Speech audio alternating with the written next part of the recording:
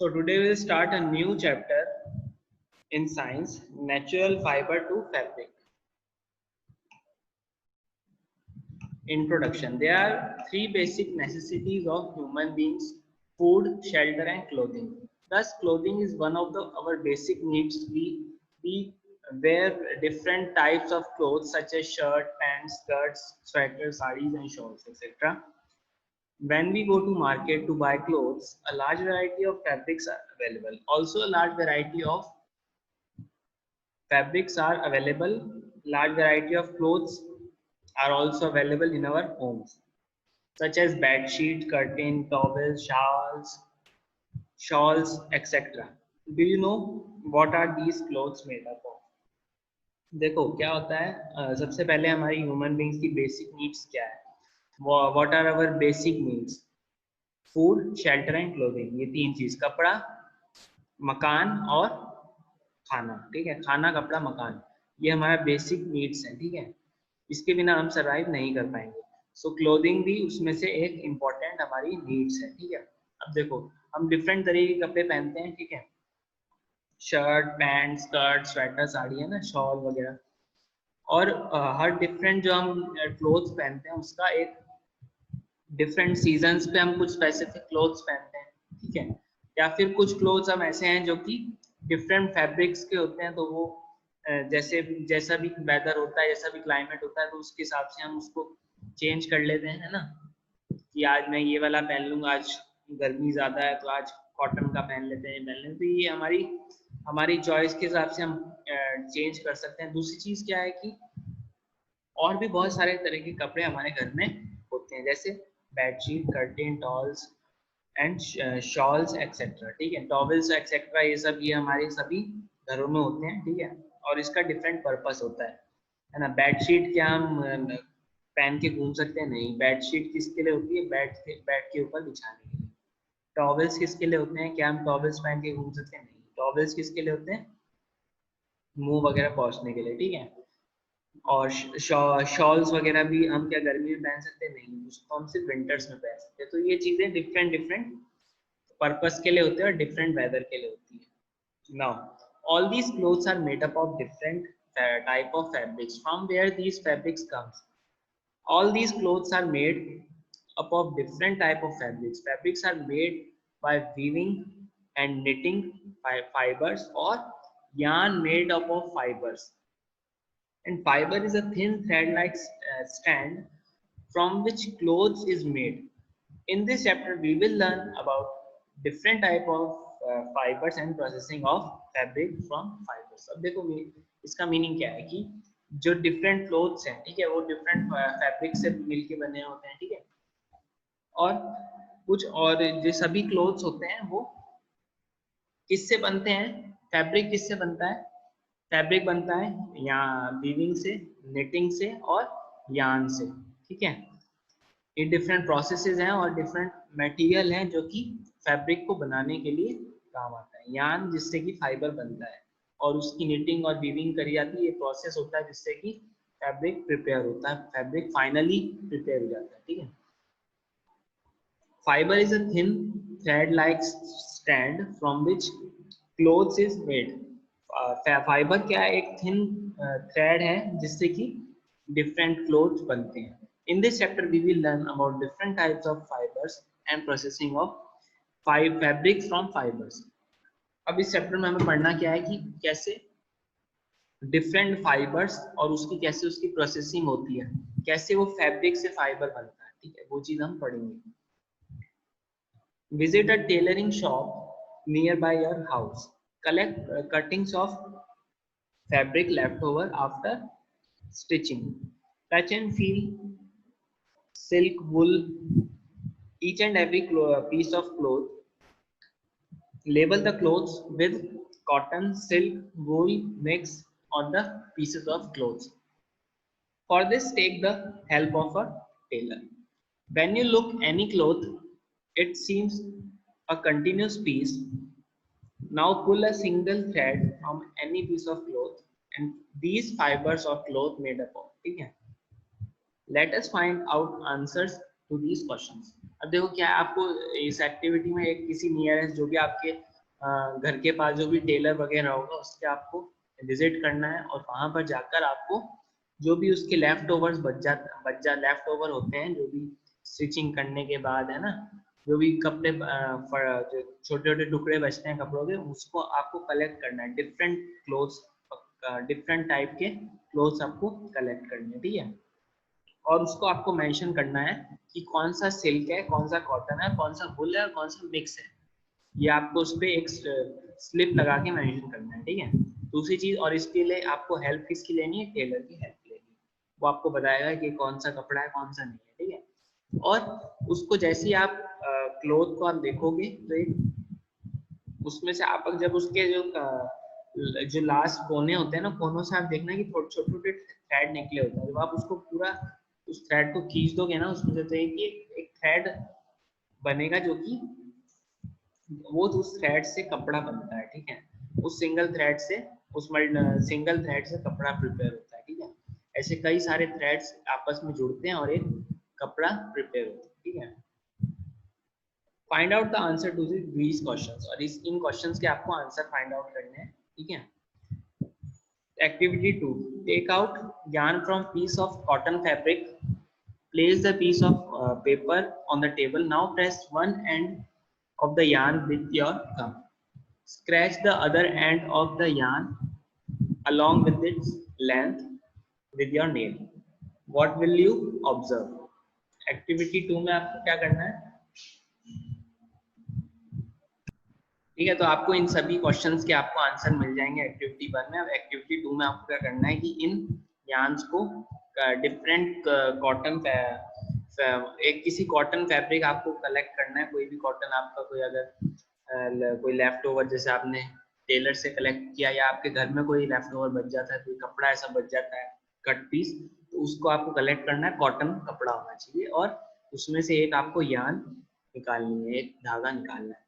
Place a piece of paper on the table and press one end of the yarn with your thumb, और आपको उसके कोने और उसको यार्न से भी, उसकी जो यार्न आपने निकाली है उसकी जो थंब से आपको निकालोगे, वो आपको एक पेपर के ऊपर कलेक्ट करना है, ठीक है। Scratch the other end of the yarn along with its length with your nail, और आपको उसको स्क्रैच करना है, ठीक है। स्क्रैच करने के बाद आप क्या ऑब्जर्व करोगे? The piece of cotton yarn splits into thin strands of cotton. अब क्या होता है, वो जो यार्न आपने निकाला उसको जब आप स्क्रैच करोगे तो आप क्या देखोगे कि वो भी कई सारे स्ट्रैंड्स में वो स्प्लिट हो जाएगा, ठीक है, टूट जाएगा। मतलब we can conclude that fabric of cotton yarn are made up of still thinner strands of cotton। तो एक सिंगल कॉटन यार्न भी कई सारे थिनर स्ट्रैंड से मिलके बना होता है, कॉटन के थिनर स्ट्रैंड से मिलके बना होता है, छोटे छोटे टुकड़ों से मिलकर बना होता है, पतले पतले टुकड़े। These thin strands are called fibers, और इन thin strands को क्या कहते हैं? Fibre. Hence these fabrics are made up of yarn and yarn is made up from fiber। अब क्या है yarn? क्या है? ये जो कपड़े हैं, ये फैब्रिक्स हैं जैसे डिफरेंट आप पहनते हैं, वो किससे बन के बना होता है? yarn से। और yarn किससे मिलके बना होता है? फैब्रिक से। Now let us find out from where these fiber comes. Classification of fibers. Fibers is a basic material for fabric. These are two main sources of fiber, plant and animal. And also fiber can also be made up from chemical substances. Thus fibers are mainly about two types, natural fibers and synthetic fibers। अब देखो class, अब क्या fibre भी के भी classification होते हैं further. Fibre का बेसिक मटेरियल क्या है? मतलब फैब्रिक का बेसिक मटेरियल क्या है? फाइबर। और फाइबर के भी दो सोर्सेज होते हैं, एक तो प्लांट से आता है और दूसरा आता है एनिमल से। तो fibres can also be made from, और कुछ फाइबर जैसे होते हैं केमिकल सब्सटेंस से मिलके बने ना, जैसे पेट्रोल वगैरह हो सकते, उनसे भी फाइबर्स बनते हैं, जैसे टेरिकॉट वगैरह होता है। Thus the fibers are mainly of two types, और ये दो तरीके के होते हैं, नेचुरल फाइबर और synthetic fibre. The fiber which are obtained from the natural sources like plants and animal are called natural fiber। और जो प्लांट और एनिमल से मिलके बना होता है वो नेचुरल फाइबर कहते हैं। और वो उसकी एग्जांपल क्या है? Cotton, silk, wool, flax etcetera. Cotton flax and jute are made from plants and silk and wool are obtained from animals। Cotton flax और जूट किससे आता है? प्लांट से आता है, और सिल्क और वूल एनिमल से आता है। Silk fibre is obtained from cocoon of silk form. और सिल्क फाइबर कहाँ से आ रहा है कि कोकून, जो सिल्क फॉर्म एक जिससे कि ये सिल्क निकलता है, उसका जो कोकून होता है उससे ये सिल्क फाइबर निकलता है। ठीक है, now next move to next page. The fiber which are prepared from the chemical substances are called synthetic fibers. Some of these examples of synthetic fibers are nylon, polyester, orlon, जिसे कि acrylic भी कहते हैं, और synthetic fiber also called artificial fibers. अब क्या होता है, कुछ फाइबर ऐसे होते हैं जो कि केमिकल सब्सटेंसेस से मिलके बने होते हैं, जो कि इंडस्ट्री में बने होते हैं, इंडस्ट्री में बनते हैं। ठीक है, और ये सिंथेटिक फाइबर्स जो होते हैं इन्हें सिंथेटिक फाइबर्स भी कहा जाता है।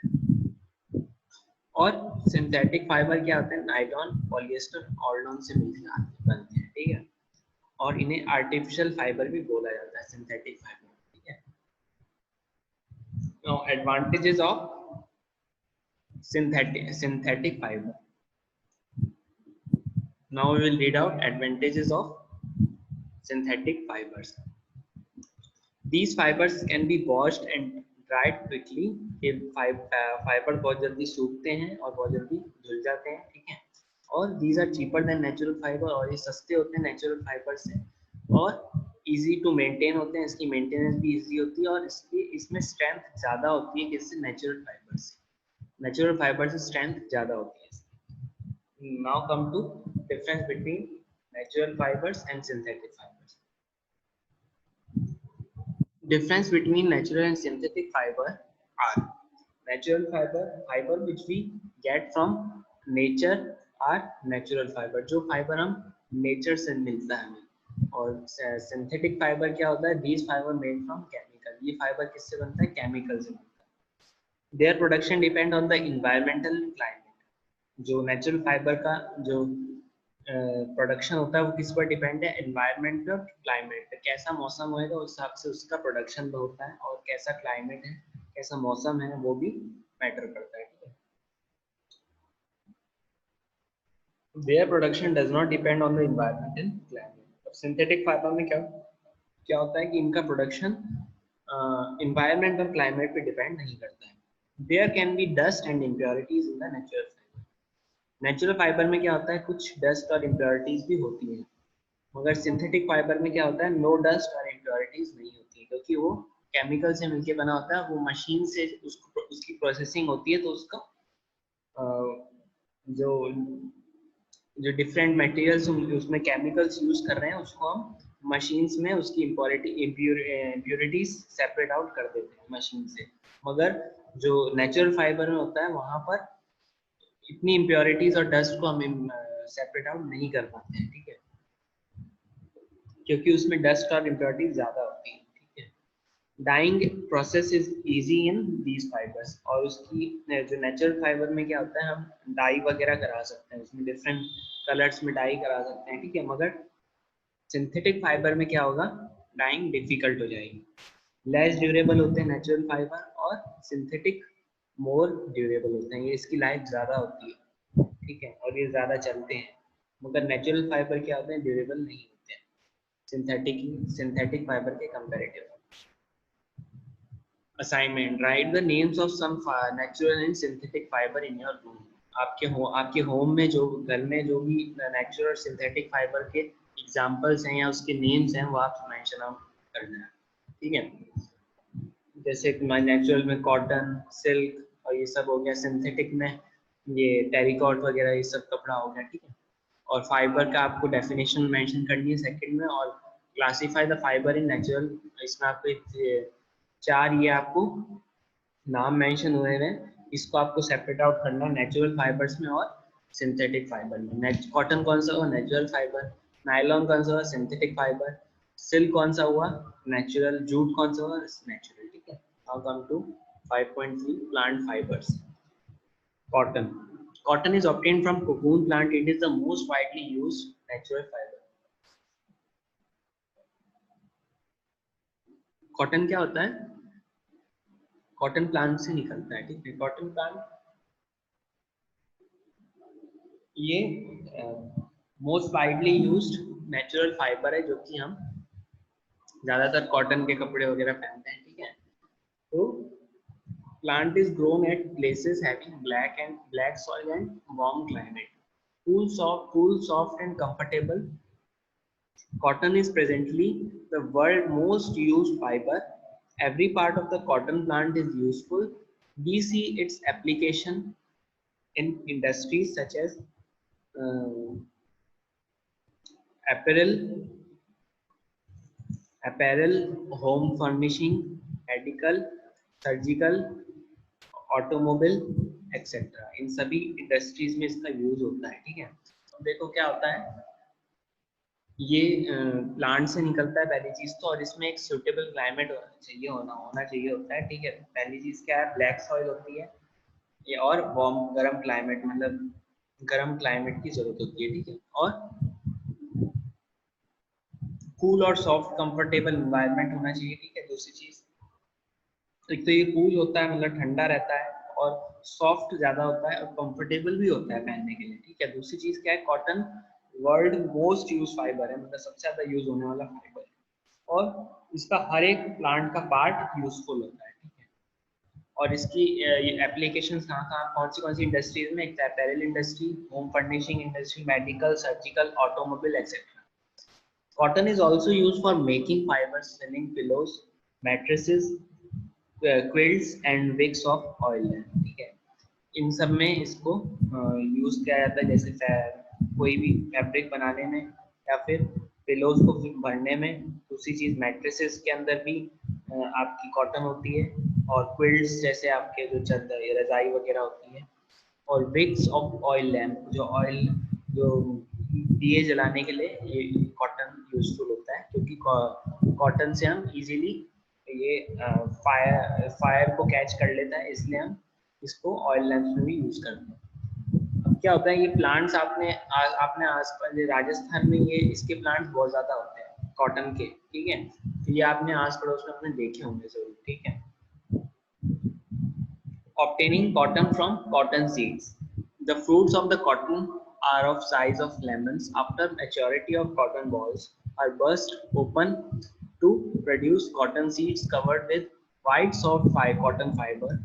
Cotton plants are picked from these fields having cotton seeds in them.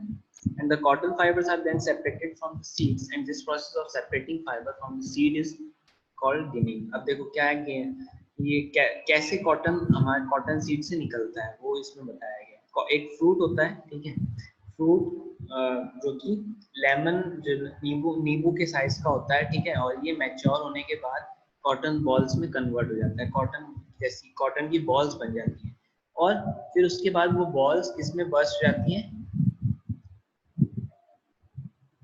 और इससे क्या होते हैं, कॉटन सीड्स निकलते हैं इसके अंदर क्या होता है, कॉटन के सीड्स होते हैं, जो कि वाइट सॉफ्ट और कॉटन फाइबर, और उसके आसपास क्या होता है, सॉफ्ट कॉटन फाइबर कवर्ड होता है सीड के चारों तरफ, ठीक है।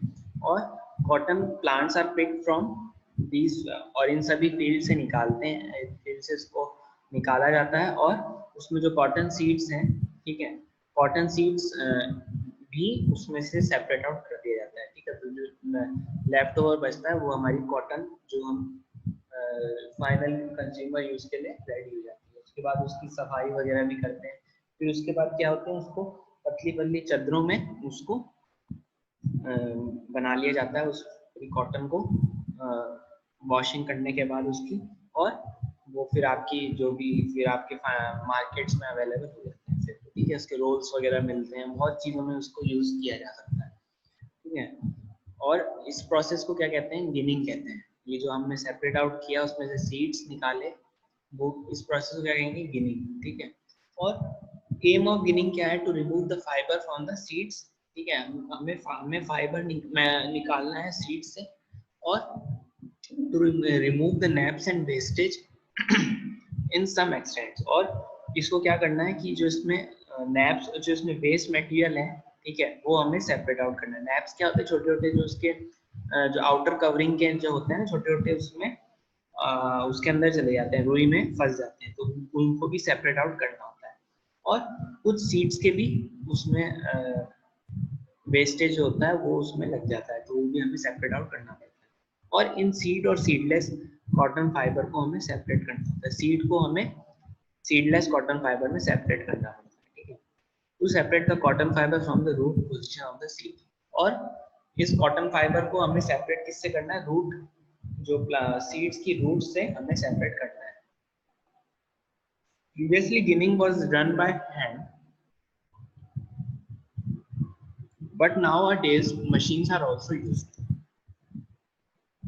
पहले क्या था, गिनिंग हाथ से करी जाती थी, मगर अब इनके लिए मशीन्स आ गई हैं, ठीक है। उसमें मशीन्स में डालें और नीचे से सीड्स उसमें सेपरेट हो जाते हैं, और जो बचता है फिर वो कॉटन को, कॉटन फाइबर बचता है, और उसको फिर हमने मशीन्स में डाल के उसको साफ करने के बाद उसको हम उसको एक शीट्स में बना लेते हैं, ठीक है।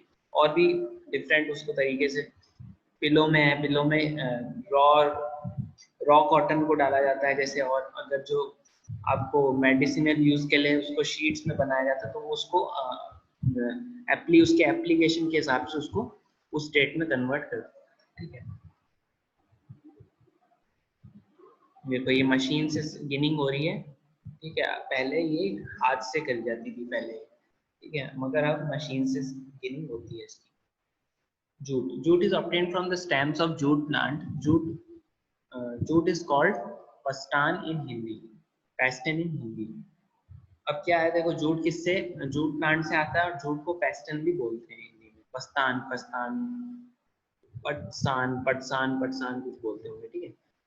It is mainly cultivated in rainy season, and in India jute is mainly grown in West Bengal, Assam, Bihar and, ठीक है, इन सब जगहों पे मेनली यहाँ पे इनकी खेती बाड़ी होती है, ठीक है। और इसमें ये रेनी सीजन में सबसे ज्यादा होते हैं, ठीक है। Jute is not fit to make dresses as it is very rough. It is used to make ropes and jute bags which are used for shopping and storage of grains, ठीक है। इसमें क्या है, इसमें इसको जूट की रस्सी बनती है, जूट के बैग्स बनते हैं, जो कि शॉपिंग वगैरह में उसको ग्रेन्स स्टोरेज करने में काम आते हैं, या फिर शॉपिंग में वो बैग्स काम आते हैं, ठीक है। Obtaining jute, to get jute fiber, jute plants are harvested normally when they are flowering stage, and then the stems of harvested plant is kept immersed in water for a few days. As a result of this, stem roots and fibers are separated from the stem by hand.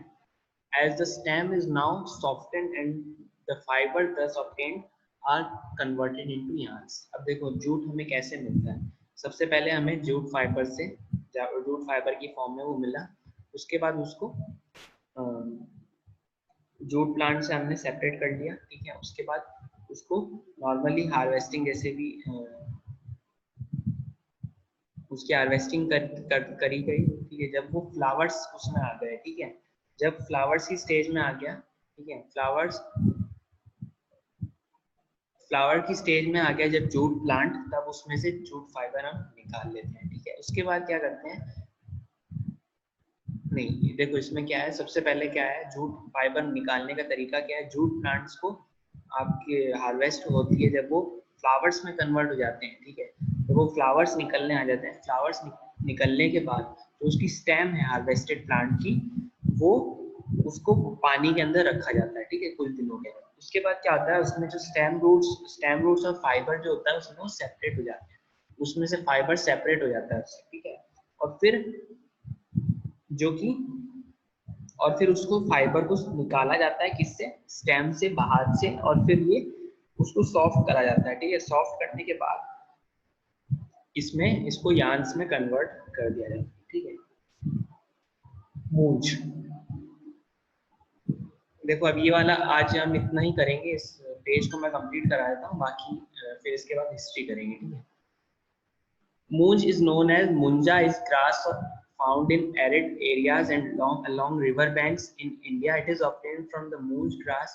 It grows up to 2 meters, means 7 feet in height. It is white flowers of ornamental value. It is a monocot plant. In Rajasthan, this is mainly found in Nagaur, Bikaner, Sikar, Junjunu, Ajmer, Bharatpur, etc. Districts many Moonj articles are produced at commercial level. In Moonj-based small industry in Ajmer district of Rajasthan, it is strengthening the economy of area. अब क्या है मूंज की मूंज सबसे ज्यादा क्या है एरिड एरियाज में पाया जाता है, ठीक है, और जो नदी के पास वाले एरिया होते हैं खास करके उसमें सबसे ज्यादा ये निकलता है मुंजा, इसे मुंजा भी बोलते हैं। और ये 2 मीटर की हाइट होती है इसकी, 7 फीट, 7 फीट जिसको फीट्स में उसको 7 फीट कहते हैं, 7 फीट फीट में हो गया, 2 मीटर्स उसकी 2 मीटर्स मीटर्स की वैल्यू में हो गया, और ये उसकी हाइट होती है, और मतलब इतना तक 7 फीट तक ये ग्रो करता है। और दूसरी चीज इसमें वाइट फ्लावर्स होते हैं, वाइट फ्लावर्स में वो मतलब इसको ऑर्नामेंट्स बनाने में भी काम लेते हैं, ठीक है। और मॉनकोट प्लांट ये से निकलता है, और राजस्थान में ये मेनली कहाँ पे होता है, नागौर, बीकानेर, सीकर, झुंझुनू और इन सभी एरिया में होता है राजस्थान में, ठीक है। और इसकी कमर्शियल लेवल पर भी इसको प्रोड्यूस करा जाता है, और ये जिसमें जो कि जैसे अजमेर डिस्ट्रिक्ट में सबसे ज्यादा ऐसी स्मॉल इंडस्ट्री है, और ये उस एरिया की इकोनॉमी को और स्ट्रेंथ दे रही है और स्ट्रेंथिंग कर रही है, मतलब उसको और स्ट्रॉन्ग कर रही है, ठीक है। द फाइबर्स ऑफ द मूंज आर कोर्स एंड रफ, ये रफ बहुत रफ होते हैं, ठीक है, और बहुत क्या बोलते हैं, मजबूत होते हैं, बहुत पक्के होते हैं। और Sachurung munja are used as raw material for thatching roofs. It is used for making baskets. The plant has medicinal value. Its fiber is used for making ropes. It is used by low-income locals for making ropes, hands, fans, baskets, bathroom, rooms, mat, hut, shields for crop protection. ठीक है। अब ये सभी इसमें किस किस purpose में use किया जाता है, ये सभी जो जितने ज्यादा महंगी चीजें अफोर्ड नहीं कर पाते हैं तो वो इसका यूज करके रोप्स वगैरह बनाते हैं, रोप्स, ब्रूम, मैट वगैरह ये सब बनाते हैं, ठीक है। और इसकी जो इस प्लांट की जो स्टेम होती है उसको क्या कहते हैं, सरकंडा कहते हैं लोकल लैंग्वेज में। और इसका इसमें ट्रेडिशनल फर्नीचर बनाने में भी काम आता है, जो कि राजस्थान का जो ट्रेडिशनल फर्नीचर है या कोई भी किसी भी स्टेट का ट्रेडिशनल फर्नीचर बनाने में ये काम आता है, और इसको डेकोरेटिव आइटम्स में भी यूज करा जाता है, ठीक है। Spinning and weaving of cotton fiber. As we know, yarn is made from fibers. Let us perform an activity.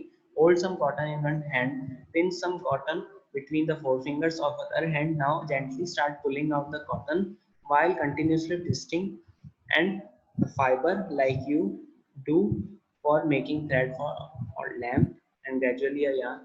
ये वही है जो आप बीए वगैरह में आप उसको जो ऐसे हाथ से पिरोते हो ना, हाथ से उसको पतला कर देते हो, पतली सी एक थ्रेड जैसा बना देते हो, बस वही आपको बनाना है इसमें, और इससे आप लैम्प लाइटिंग कर सकते हो, ठीक है। ये एक्टिविटी 3 है।